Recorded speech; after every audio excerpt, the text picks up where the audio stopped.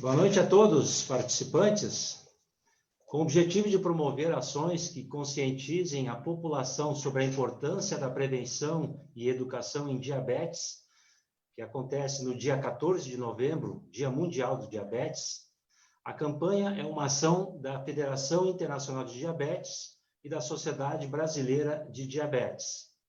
Nesse sentido, o Lions Clube Novo Hamburgo Centro, em parceria com a doutora Analia Arguejo, promovem hoje nossa primeira live para divulgação e para prestar esclarecimentos sobre esse assunto. Nós programamos uma explanação e, após, teremos algum espaço para responder a eventuais questionamentos que queiram fazer. Estaremos anotando suas perguntas e algumas delas poderemos repassar à nossa apresentadora. Eu vou repassar o currículo da doutora Analia Arguejo. Ela formou-se em Medicina em dezembro de 2008 pela Fundação Barceló, Buenos Aires, Argentina, título revalidado no Brasil em 2009 pela Universidade Federal de Mato Grosso. Em 2014, obteve o título de médica especialista em nutrologia pela ABRAM, Associação Brasileira de Nutrologia, realizada na Santa Casa, na cidade de São Paulo. Realizou cursos de medicina funcional, ortomolecular, abordagem multifatorial da obesidade, modulação metabólica hormonal, tratamento farmacológico da obesidade e suas comorbidades, fitoterápicos no tratamento da obesidade e alimentação saudável na prática. De imediato, eu passo a palavra para a doutora Analia Arguejo. Muito obrigada, Antenor. Boa noite para todo mundo, para quem está assistindo, para quem vai assistir depois. É um prazer estar aqui para poder trazer informação que possa ajudar a todo mundo com essa patologia que é tão prevalente e que eu acredito que muitas das coisas que eu vou falar aqui vão ser muito úteis, não somente para pessoas com diabetes, senão também para muitas outras patologias que às vezes vêm junto com diabetes, como sobrepeso, como hipertensão, colesterol, triglicerídeos. Então, vai ser importante para a saúde geral. Então, não é necessário somente estar interessado em diabetes para que essa aula seja interessante também, né? Então, a ideia é poder falar inicialmente algumas definições importantes para poder compreender um pouquinho melhor o tema e compreender um pouco melhor algumas abordagens e algumas dicas que eu vou ir dando depois, tá? Então, o diabetes é uma doença metabólica no qual o corpo não consegue lidar bem com certos alimentos chamados de carboidratos, certo? Então, se fala muito sobre a dificuldade do corpo no diabetes de lidar com açúcar, e não é unicamente açúcar, tá? Então, aí esse é o primeiro esclarecimento que eu quero fazer em relação ao tema. O diabetes não é só uma dificuldade do corpo em lidar com açúcar, senão em carboidratos. E os carboidratos, além de açúcares, são também amidos, certo? E isso é super importante para tudo que vamos falar durante essa apresentação. Então, carboidratos estão compostos por amidos e açúcares. Então, temos desde alimentos salgados até alimentos doces. Por isso que existe muita confusão também, porque tem muita gente que acha que é só uma dificuldade do corpo mexer com açúcar. E não é somente isso, é também com amidos, certo? Então, existem dois tipos de diabetes e, aliás, são doenças muito diferentes em certos aspectos, tá? O diabetes de tipo 1, em geral, começa em pessoas mais novas, muitas vezes na infância ou na adolescência, e, em geral, acontece por uma doença autoimune que prejudica a produção de insulina, que é o hormônio que faz diminuir o açúcar no sangue, a glicose no sangue, certo? É bem diferente do diabetes de tipo 2, onde normalmente existe produção de insulina, porém ela não chega a cumprir a sua função. O corpo tem uma resistência a função dessa insulina. Desculpa. Então, isso é uma diferença fundamental, tá? Porque no caso do corpo não produzir insulina, a gente tem que injetar insulina, que é o que acontece normalmente nos diabéticos de tipo 1, certo? Então, quando consomem algum alimento, mas se esse alimento tem carboidratos, amido ou açúcar, tem que injetar insulina para esse açúcar não acabar aumentando demais no sangue. Já no diabetes de tipo 2, como existe insulina, produção de insulina, mas o corpo não reconhece bem essa insulina não tem uma função suficiente, o corpo tenta compensar produzindo muita insulina. E isso acaba tentando, com o intuito de controlar a glicose, mas não sempre consegue. Então, esses excessos de insulina acabam sendo prejudiciais para o corpo também, certo? Então, normalmente essa condição de diabetes de tipo 2, onde existe inicialmente um aumento da produção de insulina, acontece em pessoas adultas e é mais frequente em pessoas com sobrepeso. E quanto mais sobrepeso tiver, pior fica normalmente a condição do diabetes, a condição metabólica.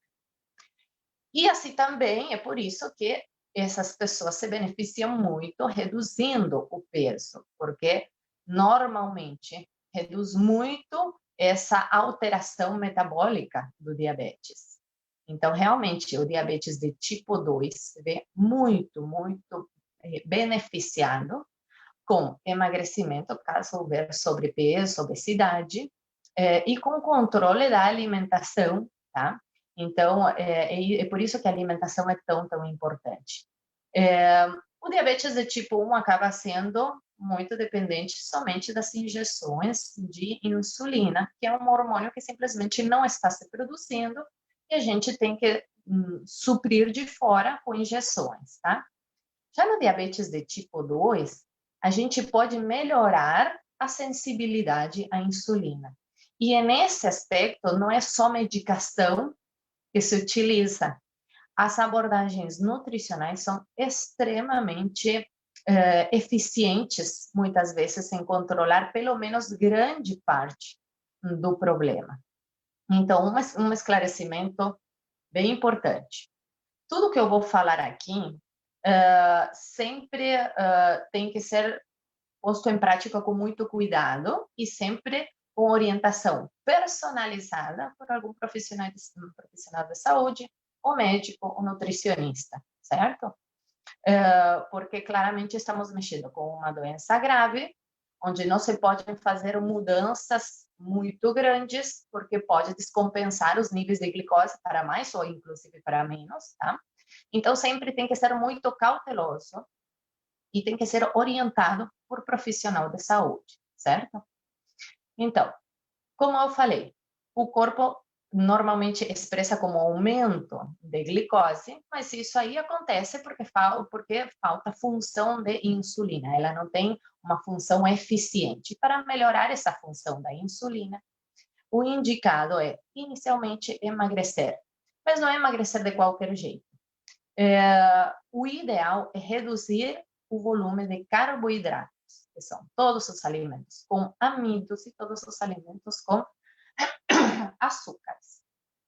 Então, os alimentos com amidos, tá? É tudo que tiver farinha, e todos os branquinhos e molinhos, digamos, né? Um arroz, uma batata, um aipim, certo? E todos os derivados desses alimentos, tipo as farinhas, né? Desses alimentos, ou, por exemplo, o polvilho, que é derivado do aipim, tá? Todos esses têm muito amido, certo? Então, só para esclarecer essa questão. Se eu comer uma colherada pura de um arroz bem branco, no meu sangue, na minha circulação sanguínea, aumenta tanto o açúcar, quase como comer uma colherada pura de açúcar, tá? Então, o amido no paladar é muito diferente de açúcar, mas metabolicamente é muito semelhante, porque quimicamente são muito semelhantes. Amido é um açúcar atrás do outro, tá? Isso entra no corpo, se metaboliza muito rápido. Em alguma época se acreditava que essa metabolização era mais lenta, mas agora já se sabe que os amidos se metabolizam muito rápido, se picotam, digamos, e isso acaba dando um aumento de glicose muito, muito alto, tá? Claro que tem amidos que se metabolizam mais rápidos, que são quase tão rápidos como o açúcar, e tem amidos que são um pouquinho mais lentos, tá?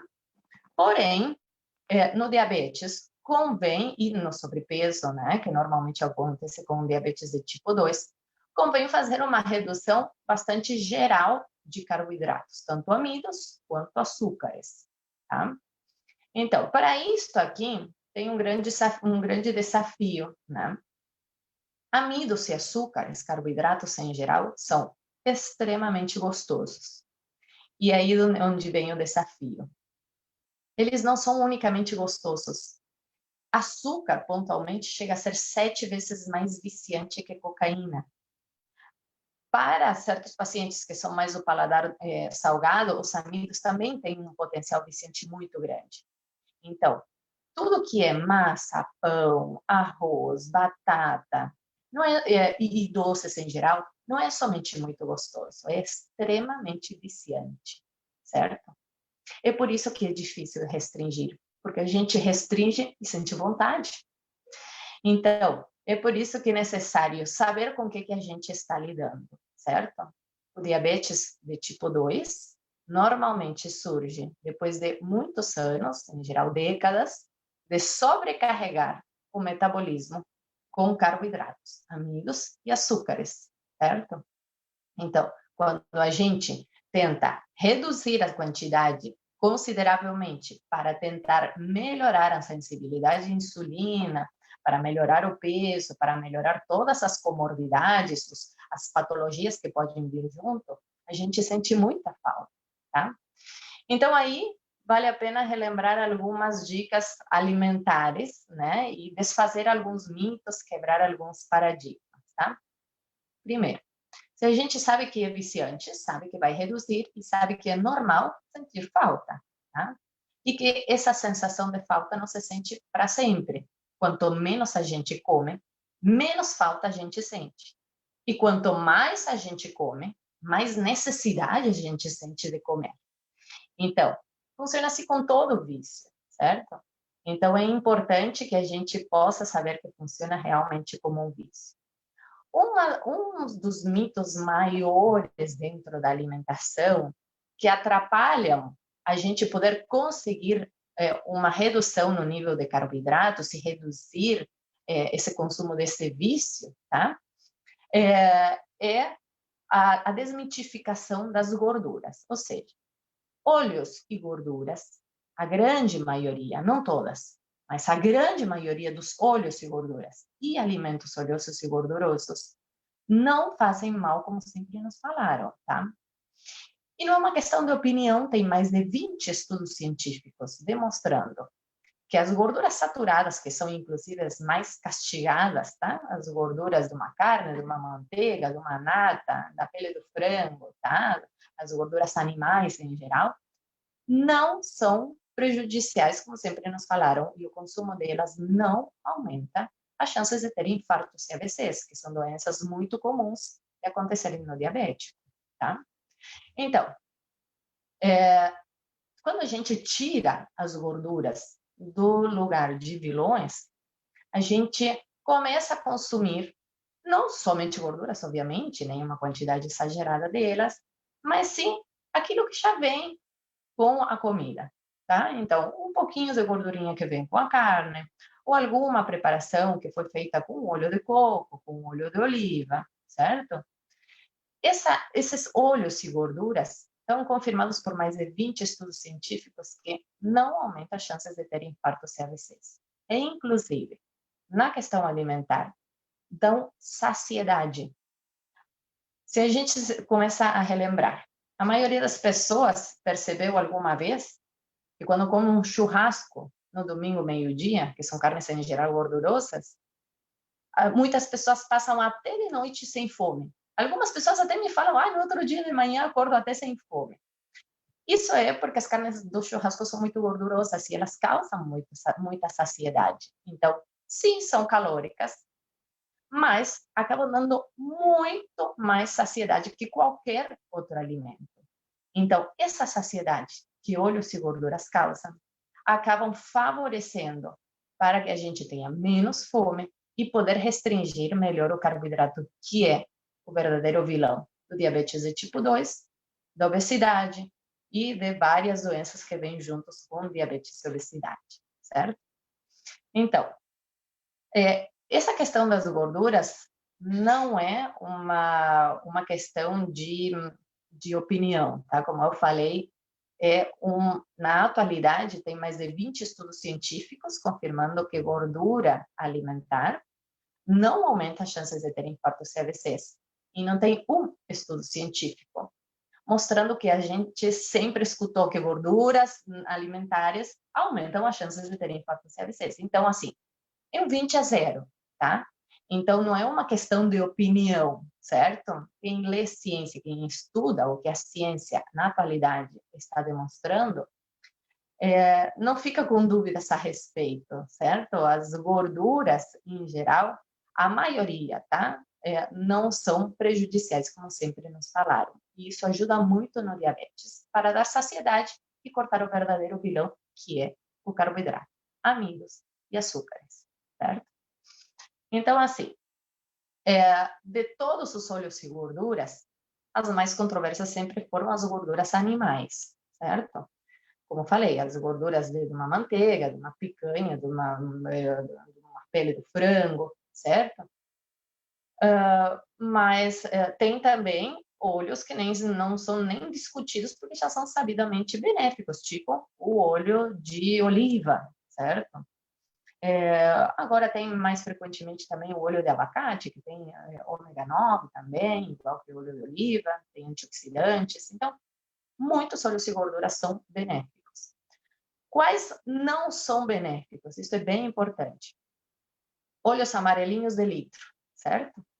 Então, a maior parte dos óleos amarelinhos de litro são pró-inflamatórios, inflamam o corpo e predispõem doenças crônicas como obesidade, diabetes e a longo prazo infartos e AVCs, certo? Óleos amarelinhos de litro, canola, milho, girassol e soja, certo? Canola tem bastante ômega 9 também, que é benéfico. Só que se a gente vai ver o equilíbrio entre ômega 3 e 6, ainda predomina o ômega 6 dentro dele, tá? Então, eu, particularmente, indico não consumir esses óleos, inclusive de canola, que vejo que muita gente tem como um óleo um pouquinho melhor, certo? Então, óleos amarelinhos de litro, canola, milho, girassol e soja, melhor evitar, certo? Melhor preferir. Um óleo de oliva, inclusive para cozinhar, tá? Ele é estável e tolera o calor, sempre um fogo baixinho e sem esperar que soltar fumaça. Mas dá para cozinhar também com óleo de oliva, dá para cozinhar com banha, tá? Dá para cozinhar com manteiga, dá para comer uma carne com um pouquinho mais de gordura, na maioria dos pacientes. Inclusive, naqueles pacientes que têm o colesterol um pouquinho elevado, porque esse colesterol elevado, em geral, não é da gordura que se consome, e sim é do carboidrato, amidos e açúcares, que se transforma em colesterol, assim como carboidratos, amidos e açúcares, que se transformam em gordura corporal, certo? Então, isto que tem que ficar claro. Excesso de gordura no corpo não é gordura em excesso que eu comi que ficou como gordura no corpo. Em geral, é carboidrato que tem mais chances de se transformar em gordura corporal. Então, isso causa muita confusão. A gente vê um colesterol elevado, uma gordura no fígado, vê obesidade, mais gordura corporal, então vê muita gordura e todo mundo acaba pensando que é da gordura alimentar. Não é, tá? É carboidratos que se transformam em gordura. E todas essas situações que eu mencionei, o sobrepeso, o colesterol, os triglicerídeos, a esteatose hepática, que é gordura no fígado, pressão alta, são todas condições que estão muito relacionadas, porque, na verdade, são diferentes expressões de um mesmo problema, que é o consumo exagerado de carboidratos na dieta. Então, carboidratos é um problema porque são muito gostosos, ao ponto de serem muito viciantes, são muito baratos, são muito disponíveis, e predominam culturalmente na alimentação daqui do Brasil, da Argentina, meu país, e na maior parte do planeta Terra.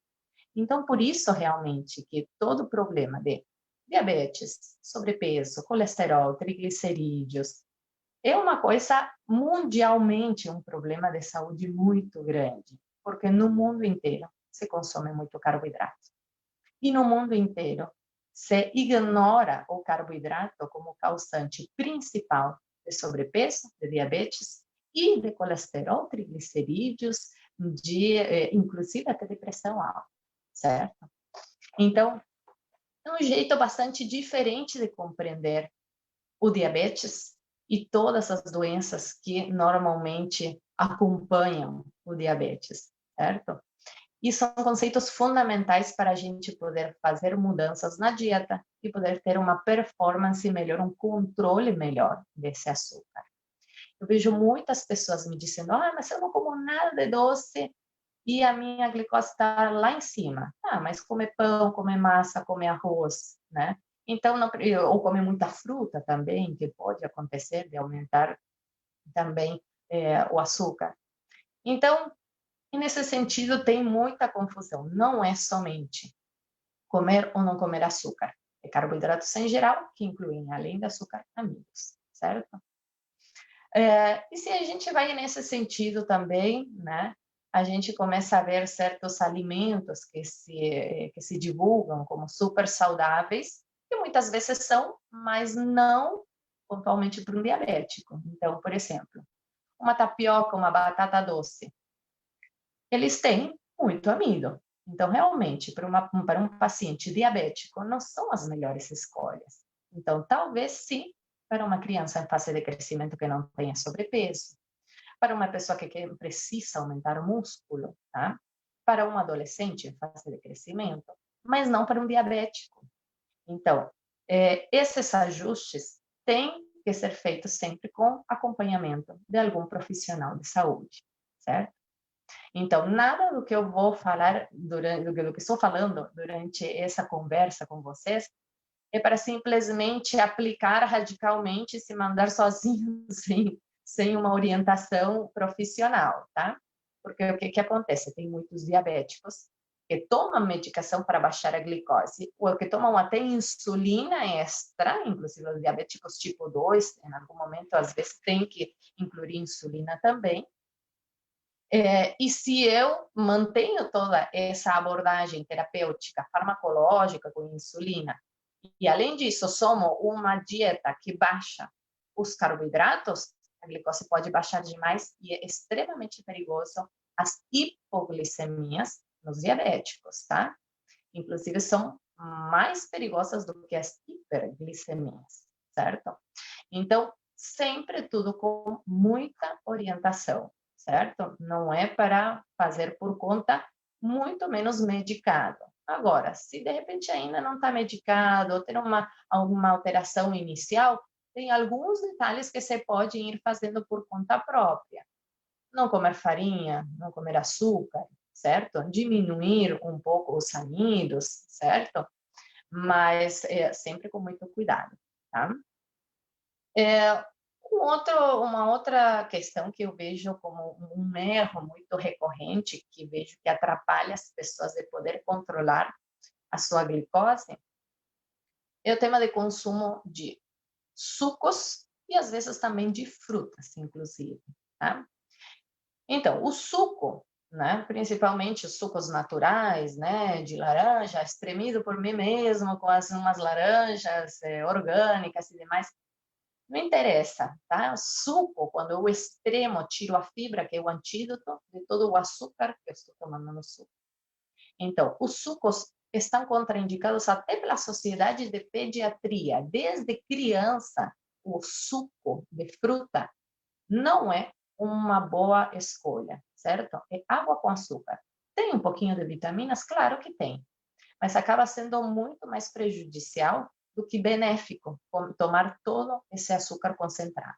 Se a gente for ver, em um copo de suco de laranja, eu preciso de umas, sei lá, 5 laranjas mínimo, certo? E 5 laranjas, com certeza, tem açúcar demais para qualquer pessoa, tá? Não somente para um diabético. Muito mais para o diabético. Então, isso tem que cuidar muito, certo?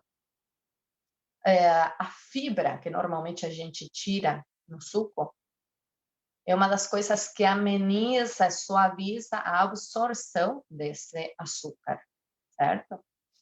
Então, quando a gente faz o suco, acaba tirando esse antídoto do açúcar. Então, por isso que não são boas escolhas, certo? Em crianças, está relacionado o consumo de sucos a aumento de peso. Aumento de peso na criança é predispor diabetes na idade adulta. E nos adultos, já se sabe que quanto mais porções de sucos naturais de fruta a pessoa consome, mais chances de ter sobrepeso e obesidade. Então, sucos, mesmo naturais, integrais, de uva ou do que for, não é o melhor. Tem os sucos que sim são legais de serem consumidos, que são sucos vegetais, tá? Tipo suco verde. Então, tem muitas outras receitas. E são sucos que se fazem no liquidificador, tá? Então, conservam toda a fibra e são predominantemente de vegetais e não de frutas, tá? Então, essa sim, acredito que seja uma boa opção para a maioria das pessoas, certo? Então, o principal que eu queria esclarecer sobre questões assim alimentares, sobre o diabetes, redundam nessas duas questões. Gorduras não são vilões. Os vilões são os carboidratos. Para reduzir eles, sendo diabético, a gente precisa de um acompanhamento médico, certo? Não é só açúcar, é também amêndoas. Tem que ter cuidado também com os açúcares das frutas, certo? Não somente do suco, certo? Porque, por exemplo, tem muitas frutas que têm muito açúcar na sua composição. Então, por exemplo, eu vejo que muitas pessoas gostam muito de banana, tá? Banana é uma das frutas que mais carboidrato tem. Então, a fruta é doce porque tem carboidrato, porque tem frutose, porque tem açúcar, certo? Então, também prejudica o metabolismo. Pontualmente, a frutose que tem as frutas é um açúcar que vai predominantemente se absorver e se metabolizar diretamente no fígado e que predispõe a alterações da metabolização dos carboidratos, piora o metabolismo do diabetes, digamos, tá? E predispõe a esteatose hepática, que é acúmulo de gordura no fígado, que piora toda essa situação, certo?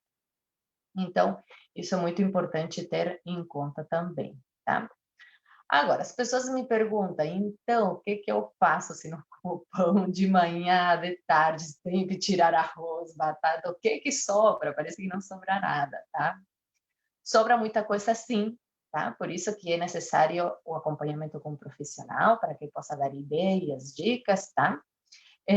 Mas, em resumo, é assim, a dificuldade é porque a gente acaba tendo que comer, provavelmente, muito fora do que a gente sempre comeu, e bastante fora do que todo mundo culturalmente come. Tá? Então, todo mundo come normalmente pão de manhã e de tarde ou de noite, e todo mundo come arroz e feijão, e todo mundo toma suco, e todo mundo come batata e aipim. Então, claro, quando a gente restringe todos esses alimentos, dá uma sensação de socorro, não sobrou nada, tá? É difícil no início, porque as ideias não vêm automaticamente na cabeça, tá? Mas são umas dicas fáceis, por exemplo, para café da manhã. O ovo é um alimento muito legal, porque é nutritivamente muito melhor do que um pão, por exemplo. Então, se em vez de um pão, a gente come um omelete, ou um ovo mexido, um ovo duro, um ovo curtido, vai ser muito melhor do que comer um pedaço de pão, tá? Então, o ovo tem proteína e tem gordura. Em algum momento se questionou sobre a gordura do ovo, porque é uma gordura saturada, que é essa que eu falei há um tempinho atrás, que não faz mal, tá? Isso já está bem confirmado. Em algum momento se acreditava que dava infarto às vezes, mas atualmente se sabe que não. E a gordura do ovo vai dar saciedade. Então, proteína normalmente dá mais saciedade do que carboidrato de um pão. Então, a proteína, a parte branquinha do ovo, que é a albumina, é uma proteína, tá? Ela dá já mais saciedade do que um pão. E a gordura da gema do ovo é uma gordura que, normalmente, como todas as gorduras, predispõe mais à saciedade. Então, inclusive, é melhor não somente porque estamos substituindo um pão, que é carboidrato, por uma proteína e gordura, sino também porque a proteína e gordura vão tirar a fome. Então, vai dar uma saciedade muito mais extensa. Então, pode até fazer um teste para quem não estiver medicado, para quem não tiver um diabetes muito descontrolado, tá? Em vez de fazer um café da manhã com pão, fazer um café da manhã com ovos, para quem gostar, tá? E vocês vão perceber que a saciedade dura muito mais e que não dá fome no meio da manhã e que a gente chega muitas vezes direto ao almoço sem precisar estar comendo o tempo inteiro. Isso acaba sendo uma questão também que vem ao caso também desmitificar essa questão de comer a cada 3 horas, certo? Então, quando a gente tira as gorduras do lugar de vilões, a gente começa a consumir elas com mais tranquilidade, então deixa um pouquinho de gordurinha na carne, come um ovo que tem um pouquinho mais de gordura, certo? Então a gente começa a perceber que esse tipo de alimentação dá mais saciedade. Então, além de poder cortar o carboidrato, a gente não precisa estar comendo seguidinho, porque a gente simplesmente não sente fome. E além disso, qualquer alimento que a gente consumir eleva um pouquinho o açúcar no sangue, porque todo alimento acaba, em parte, sendo transformado um pouquinho em açúcar. Só que gorduras e proteínas se transformam tão lentamente em açúcar que dão oscilações muito leves do açúcar no sangue. Então, no diabético, ajuda a manter uma estabilidade da glicose, não dar tanto pico nem tanta queda, certo? O cuidado que eu estou dizendo com essas mudanças na hora de aplicar no diabético, é diabéticos que estão tomando medicação para baixar a glicose, porque essas orientações podem baixar demais a glicose, certo? Então, quando a gente desmitifica as gorduras, come mais alimentos oleosos e gordurosos, a gente fica mais saciado. E não precisa comer a cada 3 horas. E tem menos fome. Então, por causa disso, a gente acaba comendo menos e emagrecendo. Então, é uma estratégia também para emagrecer, certo? Porque é ali onde se consegue uma melhoria do metabolismo e da progressão. Você começa a evitar a progressão desse diabetes, certo? Os pacientes diabéticos, inicialmente, começam com uma glicose um pouquinho, começa normalmente com o que antes se chamava de pré-diabetes, uma glicose um pouquinho acima do normal, que não chega a ser diabetes. Vai se mantendo, mas depois vai aumentando. Quando passa de 126 para cima, em 2 dosagens diferentes, já se confirma que é diabetes, em jejum, certo? 126 para cima, 2 vezes confirmado no sangue, é diagnóstico de diabetes, certo? Então, o que normalmente a gente vê é, primeiro, é uma glicose no limite superior do normal. Depois, a gente vê um pouquinho acima do normal. E depois um pouco mais acima, e depois bem mais acima. Então, existe uma progressão que pode ser evitada e, inclusive, em partes, pode ser desfeita com abordagens alimentares, tá? Que eu vejo que normalmente são subvaloradas, digamos. As pessoas dão pouco valor às questões alimentares e é o principal que tem que ser feito, certo? Porque nenhuma medicação vai evitar a progressão do diabetes como evita a dieta, Se a gente faz uma dieta com restrição de carboidratos, com acompanhamento, a evolução do diabetes pode ser freada. E, inclusive, em parte, pode se desfazer, né? Então, eu já tive pacientes tomando 4 medicações em doses máximas para diabetes, e desesperados porque já fui indicado até insulina para poder, em uma última tentativa de tentar controlar esse açúcar no sangue, tá? Essa glicose.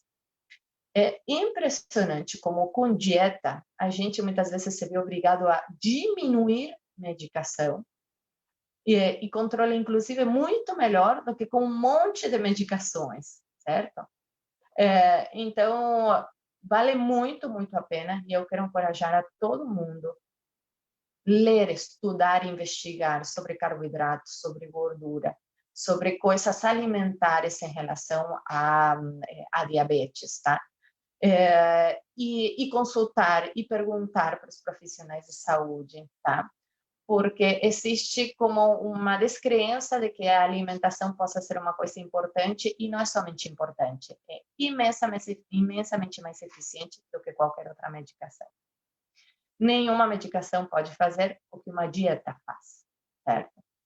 Então, é desafiador, sim, cortar alimentos que são saborosos ou diminuir alimentos que são muito saborosos, muito gostosos, porém é imensamente gratificante, porque dá uma sensação de controle da situação, de domínio da situação, de frear uma doença que normalmente é evolutiva e que dá um desespero de não poder ser controlada. Deixa o problema na palma da mão, certo? Então, é uma coisa que a gente domina e que antes era o problema que nos dominava, né? Então, é desafiador, sim, mas é imensamente gratificante e vale muito a pena. E eu, por experiência própria, na minha vida pessoal e por relatos de muitos pacientes, vejo que é muito legal a sensação de poder recuperar, a sensação de bem-estar, o humor, a leveza, a sensação de saúde que a gente tinha anos atrás. Então, essa sensação de se sentir bem melhor do que há vários anos atrás, inclusive décadas atrás, é imensamente gratificante. Então, o esforço pode ser grande, sim, mas em recompensa a gente tem uma coisa imensa que é a saúde e bem-estar, certo? Então, era mais ou menos isso que queria expor sobre a importância da alimentação para o diabetes e para todas as doenças que normalmente acompanham o diabetes de tipo 2, principalmente, tá? Em relação a diabéticos de tipo 1, eu acho que vale a pena esclarecer. Diabéticos de tipo 1 que não produzem insulina, eles têm que injetar de fora a insulina. Quanto mais insulina precisar, ou seja, quanto mais carboidrato comer, mais insulina de fora vai precisar e pior fica a saúde. Então, diabéticos de tipo 1 também se beneficiam consumindo menos carboidrato e, obviamente, tem que ir reduzindo as doses de insulina para não criar quedas de glicose. Sempre acompanhamento médico e nutricional, certo? Então, inclusive, para pessoas não diabéticas, tá? Pessoas com colesterol, com triglicerídeos, com hipertensão, com muita gordura abdominal, tá? Que inclusive podem ser muitas vezes são magros com muita gordura abdominal, tá? E pessoas com esteatose hepática, inclusive pessoas até com ferritina, se beneficiam com todos esses conceitos que estou falando sobre alimentação. Então, é muito legal porque não é somente para melhorar diabetes, melhora a saúde em geral, melhora a flora intestinal, melhora o humor, melhora a disposição. Inclusive, a restrição de carboidratos e manutenção de gorduras se usa muito também para controle, para diminuição das crises de muitas doenças autoimunes, que muitas são graves, tá? De muitas patologias que muitas vezes são de difícil controle, como enxaquecas, como fibromialgias, tá? Então, os benefícios são realmente muito grandes. Vale muito, muito a pena. Então, tomara que tenha sido muito útil e que pelo menos tenha despertado uma certa curiosidade para ir atrás, para se informar melhor, para ir atrás de informação um pouquinho diferente do que sempre nos contaram em relação à alimentação, certo? Então, não sei se vamos começar com as perguntas, se de repente ficou alguma dúvida em tudo que eu expliquei, como é que vocês querem continuar, Antenor? Bem, doutora Analia, nós estamos recebendo alguns questionamentos, né, algumas perguntas. Eu poderia lhe passar, então, essas perguntas? Com Muitos certeza. elogios pela sua explanação, né? O nosso companheiro Luiz Carlos, ele pergunta se pessoas nervosas, e aí eu acrescentaria ansiosas ou estressadas, têm mais propensão a adquirir a diabetes. Não é uma relação exatamente direta, tá? Mas por vários motivos, tem várias relações indiretas. Primeiro que a ansiedade e a sensação de estar estressado, nervoso, normalmente é muito comum que as pessoas acabem descontando na comida. Em comidas normalmente muito prazerosas, que venham a dar uma compensada nessa sensação de estresse, de ansiedade ou de sobrecarga.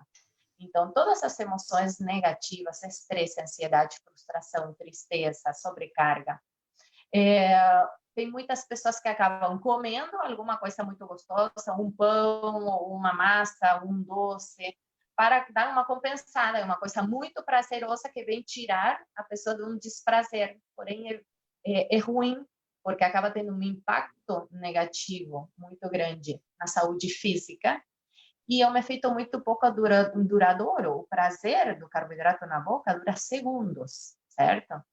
E não termina de tirar a ansiedade, a sobrecarga, o estresse, certo? Então, tem muitas pessoas nessa questão que ficam nervosas, ansiosas e acabam comendo mais como um mecanismo inconsciente de tentar amenizar o mal-estar emocional. Isso vai levando a aumento de peso, e o aumento de peso predispõe a ter diabetes de tipo 2, pressão alta, colesterol, triglicerídeos, esteatose hepática, tá? Todas essas doenças que normalmente têm uma relação que elas costumam vir juntinhas, tá? Se expressam mais umas ou outras de acordo com o perfil do paciente, com a genética, com a herança, tá? Mas o problema de todas essas doenças é o mesmo. Então, acredito que sim. Além disso, as pessoas que se sentem nervosas, estressadas, liberam muita adrenalina e liberam cortisol, que são hormônios e neurotransmissores que aumentam o açúcar no sangue, certo? Então, é muito comum escutar que os diabéticos ou intolerantes à glicose, que antes se chamava de pré-diabéticos, é muito comum que refiram: eu fico nervoso e minha glicose sobe, né? Então, não é qualquer paciente que uma situação estressante faz subir a glicose. Isso já está marcando que o paciente já tem uma certa alteração no metabolismo dos carboidratos, que já tem uma predisposição ali.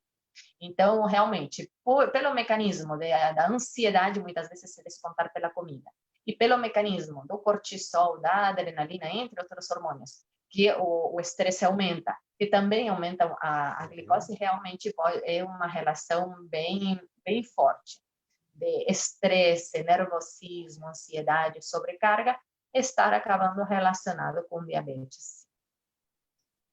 Ok, obrigado. Temos outra questão, Isabel Berlitz. As farinhas como de aveia, amêndoas e linhaça são as mais indicadas aos diabéticos? Ela costuma substituir a farinha branca por algumas dessas. Então, aí, assim, tudo depende da situação metabólica de quem está fazendo a substituição. Com certeza, essas farinhas são melhores do que uma farinha de trigo que não tem fibras, que está cheia de glúten, que é muito inflamatório, tá? No caso pontual da farinha de aveia, eu vejo que é uma coisa muito frequente de confusão, tá? A aveia é um grão que tem predominantemente carboidrato, tá? Então, tem um pouquinho sim, de fibra, tem bastante fibra, tem um pouquinho de proteína também, porém, se a gente vai ver na tabelinha nutricional, o que predomina nela é o carboidrato. Então, eu não acho que seja a substituição ideal para uma pessoa diabética ou para uma pessoa que queira emagrecer, tá?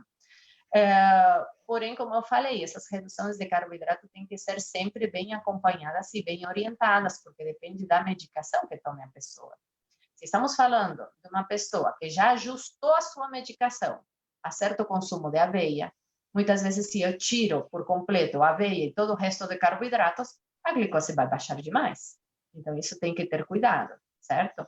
A indicação é tirar a aveia mesmo, tá? Então, não, eu, nos meus pacientes, eu oriento a uma restrição bastante marcante de carboidratos, mas com orientação, vendo o que estão tomando de medicação, se realmente já estão em diabetes, ou se estão em intolerância de glicose, se tomam uma medicação, se tomam várias, que medicação que toma. Então, assim, é boa opção, sim, a farinha de linhaça, de chia, de amêndoas, inclusive de amendoim, tá? Elas têm mais fibra, mais gordura e menos carboidrato, tá? A de aveia, eu vejo muita confusão, não é a melhor opção. E uma questão também é a farinha de grão de bico. Claro que aveia e farinha de grão de bico são melhores, sim, do que uma farinha branca de trigo, tá? Mas com certeza estão longe de ser as melhores substituições. De farinha de chia, de linhaça, de coco, de amêndoas, são muito superiores, tá? Mantém. Ok, obrigado, doutora. A Rosa Ziles pergunta sobre as farinhas também sem glúten. São mais apropriadas para os diabéticos? Isso também é uma muito boa pergunta, porque causa muita confusão, tá? O glúten é uma proteína que inflama o corpo, tá? Que normalmente vem com as farinhas de centeio, principalmente, trigo, e um pouco também na aveia, tá? E na cevada. A questão é, quando eu compro uma farinha sem glúten, ela simplesmente não tem glúten, mas pode ter muito carboidrato, pode ser 100% amido, pode aumentar rapidíssimo a glicose. Então, por exemplo, um polvilho ou uma tapioca, tá? Elas não têm glúten, não vão inflamar tanto o corpo quanto um pão, tá? Porém, vão aumentar tanto a glicose, ou até mais, do que um pão, tá? Porque a quantidade de carboidratos não mudou. Eu tirei o glúten, mas não tirei o carboidrato. Então, por isso que muitas vezes a substituição de um pão por uma rosquinha, tá, não tem o glúten que inflama, mas continuou tendo um monte de carboidrato.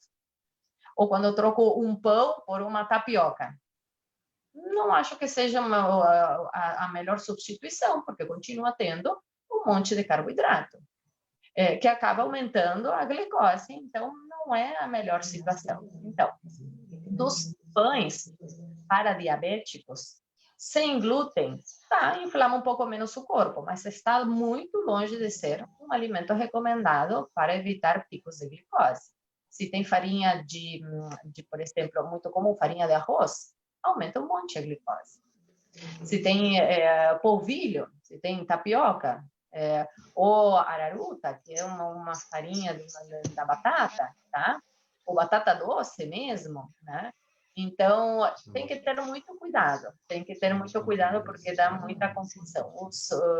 Os pães que são melhores são pães de farinha de amêndoas, de coco, de chia, de linhaça, que normalmente são menos fofinhos, menos gostosos, são mais pesados também, são mais durinhos, tá? Então, são mais caros também, tá? Então, por isso que muitas vezes é legal um ovo para quem tolera, tá? Mas, na atualidade, também tem alguns lugares onde vem fazendo pãozinhos low carb para comprar, tá? Inclusive, depois eu posso deixar algum link, se alguém realmente se interessar, se alguém quiser comprar, né? Eu tenho pessoas para indicar que fazem pãozinhos realmente low carb, né? Com restrição de carboidratos, tá? Ok. Doutora, uma pergunta agora do Luiz Carlos e do Paulo César Santos. Eu vou colocar junto as duas perguntas. Ele perguntou sobre o suco de uva integral e bebidas alcoólicas. Cervejas, vinhos em consumo moderado puxam a diabetes? Então, com certeza o suco de uva integral aumenta muito o açúcar no sangue, certo? O que acontece? Se a gente for ver a tabela nutricional, quanto carboidrato tem, quanto açúcar tem uma Coca-Cola comum e quanto açúcar tem um suco, mesmo que natural, integral, orgânico e demais, eles têm quantidades semelhantes de açúcar. Então, tomar suco de fruta, mesmo orgânico, integral e não sei o quê, é suco, tá? Então, suco de fruta tem tanto açúcar como um refrigerante, praticamente. Eu vi tabelas nutricionais de certos sucos que têm, inclusive, mais açúcar do que alguns refrigerantes. Então, não tem que se confiar em integral, em light, sem adição de açúcar. É óbvio que não tem adição de açúcar, se a fruta já tem açúcar. Para que vamos adicionar açúcar a uma coisa que já é açúcar? Então, não tem que se confiar em sucos de frutas. Sucos de frutas não são legais para o diabético, nem para a saúde de adulto, nem de criança, nem para ninguém, certo? Em relação à bebida alcoólica, tá? O álcool, normalmente, é um produto da fermentação de um carboidrato, tá? Então, o vinho é a fermentação do açúcar da fruta. A cachaça é a fermentação da cana-de-açúcar, tá? Então, os álcools se obtêm através da fermentação de um carboidrato. Então, em parte, se metabolizam, digamos, como um carboidrato e acabam alterando o metabolismo para piorar toda a situação, certo? Então, muitas vezes, se a gente toma uma bebida alcoólica que não é adocicada, sei lá, um vinho seco, sei lá, um martini, alguma coisa assim, sem açúcar, provavelmente não vai aumentar tanto o açúcar na corrente sanguínea, a glicose, certo? Porém, tem muitas mudanças prejudiciais que fazem no metabolismo, que vão acabar piorando a situação do diabetes, certo? Então, por isso que não é o melhor, tá? Em relação ao álcool, quanto mais puder restringir, melhor. Tem gente que bebe todos os dias, né? Grandes quantidades. Tem gente que bebe todos os dias uma pequena quantidade. Tem gente que só final de semana. Então, seja qual for o nível que está tomando, qualquer redução é bem-vinda para o organismo, certo? Tem uma questão que em algum momento surgiu sobre o vinho tinto e o resveratrol, né? O resveratrol é um antioxidante, uma substância benéfica para o corpo, que tem no vinho tinto. Porém, para ter a quantidade necessária de antioxidantes do vinho tinto, para ter um efeito realmente evidente antioxidante, são necessárias quantidades de resveratrol muito grandes, portanto, necessidades muito grandes de vinho, que acaba sendo mais prejudicial por causa de todo o álcool que tem, então acaba não sendo conveniente, certo? O mesmo em relação ao suco de uva, tá? Então, o suco de uva também tem resveratrol, mas para ter a quantidade necessária de resveratrol, eu tenho que tomar muito suco de uva. E já uma quantidade moderada de suco de uva já não é benéfico. Então, realmente não convém. Suplementar resveratrol tem que consultar com algum profissional e tomar, tá? Mas não suplementar através nem de suco nem de vinho, tá? Tá, ok. Mais uma pergunta. A Silvana Rios está perguntando se o ovo, a senhora falou tanto do ovo, né? Ele pode ser consumido todos os dias para quem tem problema de colesterol e pode ser consumido em quantidades maiores? Sim.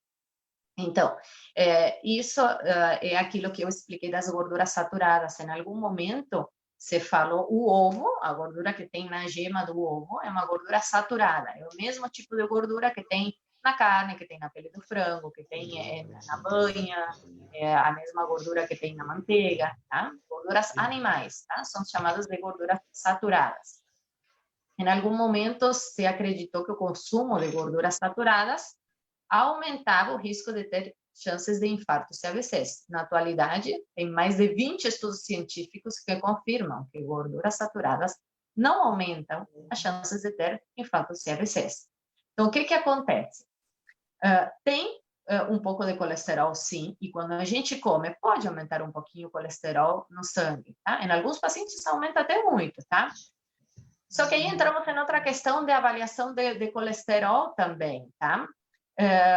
O colesterol não se avalia somente ele sozinho. Um aumento de colesterol é preocupante ou não, de acordo com HDL, que é o colesterol bom, com níveis de triglicerídeos, e a relação entre o colesterol total e o colesterol bom, tá? Então, para que um colesterol seja realmente preocupante, não tem que estar somente ele alto, tá? Tem que estar acompanhado desses 3 fatores também alterados, certo? Então, um pouco, sim, pode aumentar o colesterol total, mas acaba aumentando o colesterol bom também. E como a gente come mais gordura, acaba comendo menos carboidrato. Então, acaba reduzindo o colesterol ruim. Colesterol ruim é carboidrato que se transformou em colesterol na corrente sanguínea. Assim como é carboidrato que se transforma em gordura corporal e engorda, certo? Então, o problema de colesterol aumentado no sangue é digamos, erradamente atribuído a gorduras alimentares, quando, na verdade, a maior parte dos casos é por excesso de carboidratos na dieta que se estão transformando em colesterol. Alguns pacientes têm, sim, consomem um pouco mais de gordura e acabam aumentando demais seu colesterol, mas realmente não é a maioria dos casos, tá? Então, por isso que sempre se precisa consultar com um profissional de saúde e individualização para cada pessoa, certo? Quantidade de ovos, na atualidade, não tem um mínimo que você possa comer, nem um máximo, certo? Então, se a pessoa já está comendo pão, né? Não tem que ter medo de comer ovo, porque claramente o pão é muito mais prejudicial do que o aumento de colesterol que possa causar um ovo, certo? Então, não tem quantidade máxima. O ovo fornece proteínas e fornece gorduras. Para saber a quantidade máxima, a gente teria que saber em toda a alimentação quanta proteína o paciente já come e quanta gordura o paciente já come. Se o paciente come um monte de proteína, por carnes, frango e um monte de gorduras, somar mais um ovo, muitas vezes não é benéfico, mas é em função ao resto da alimentação que faz o paciente, o que vai determinar se um ovo pode ser excessivo ou não. Na maior parte dos casos, é difícil sobrepassar a quantidade de proteínas e de gorduras, porque elas dão muita saciedade. Quando a gente come demais, repugna, enjoa. Então, mesmo tentando, não é muito simples exagerar em proteínas e gorduras. É muito mais fácil exagerar em carboidratos, que são viciantes, que a gente não tem fundo, não tem fim, certo? Então, isso não quer dizer comer assim, exagerando à vontade carnes e gorduras. Não, é comendo sempre dentro, respeitando a fome, certo? Um dia está precisando mais, pode comer um pouco mais. Um dia não sente fome, aproveita e come menos. Ou não come se não tem fome, certo? Doutora, mais 2 perguntas, pode ser? Claro, com certeza. Já que a gente falou em bebidas e em comidas, vamos ver agora aqui uma pergunta da Sônia Regina dos Santos. O exercício físico ajuda no combate ao diabetes? Com certeza. Porque quando a gente faz exercício físico, o músculo começa a captar todo esse excesso de açúcar, tá? E começa a queimar ele como energia para movimentar o músculo, certo? Então, realmente é uma estratégia muito legal, tá? Sempre é prioritária a estratégia alimentar, certo? Então, não adianta comer qualquer coisa, porque depois vou na academia fazer exercício, tá? O prioritário sempre é a alimentação.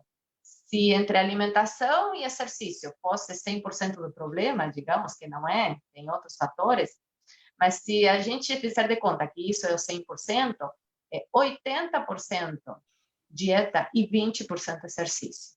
Então, exercício é muito útil, sim, mas não como estratégia única, certo? Ok. Então, Márcio, vamos à última pergunta. A Rosana Inês pergunta se os diabéticos têm predisposição a se tornar celíacos também. Então, depende, tá? Primeiro, a doença celíaca é uma doença autoimune desencadeada por consumo de glúten.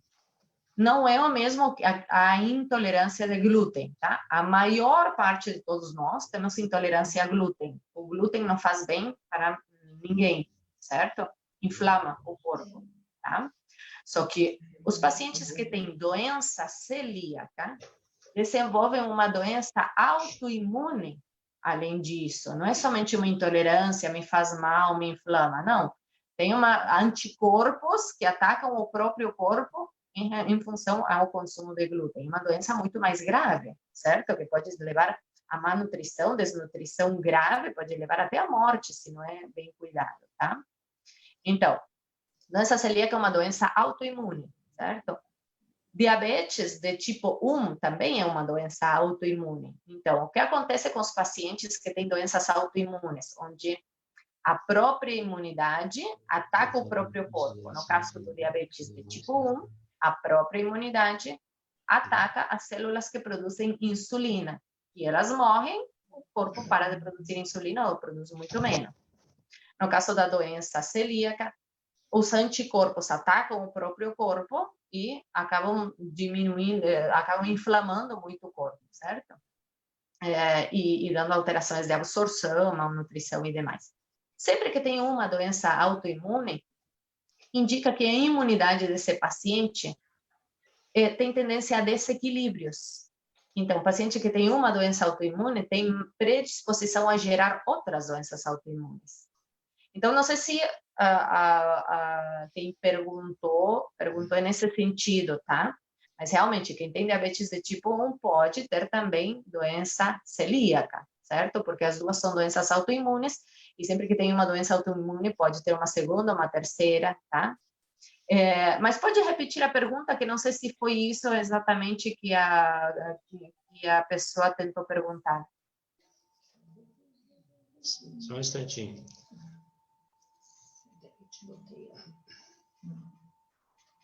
Se a pessoa...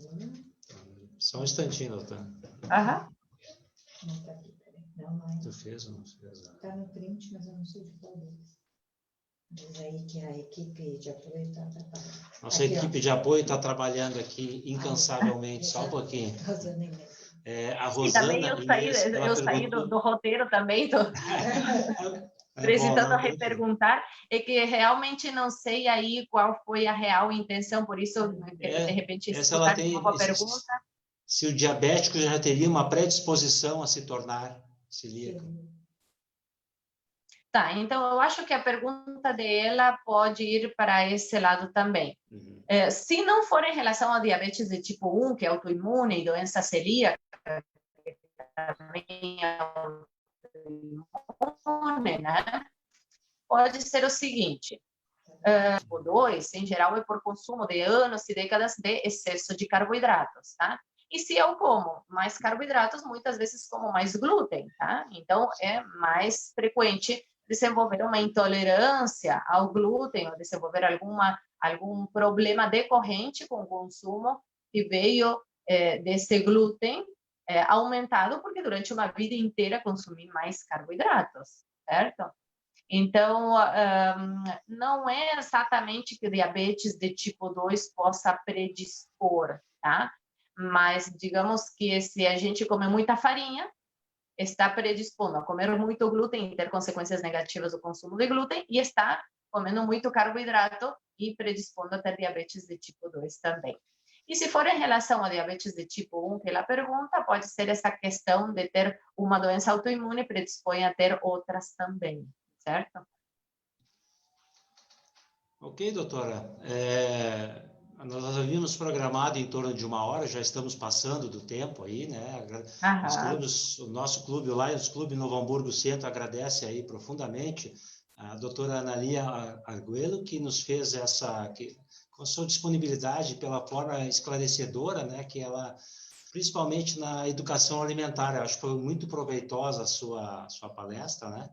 E agradecemos aí e nos sentimos honrados com a sua presença. Muito obrigado, doutora. Muito obrigado. Eu que agradeço pelo convite, agradeço a oportunidade de poder ajudar as pessoas a poder ter um olhar um pouquinho mais amplo da alimentação, de algumas outras estratégias para controlar doenças que normalmente são como bastante estigmatizantes e muitas vezes se dão esses diagnósticos de que vai ter que tomar para sempre, vai ir piorando com os anos e demais, porque as coisas podem ser um pouquinho diferentes quando a gente aplica estratégias diferentes. Então, fico feliz de poder divulgar essa informação através de vocês.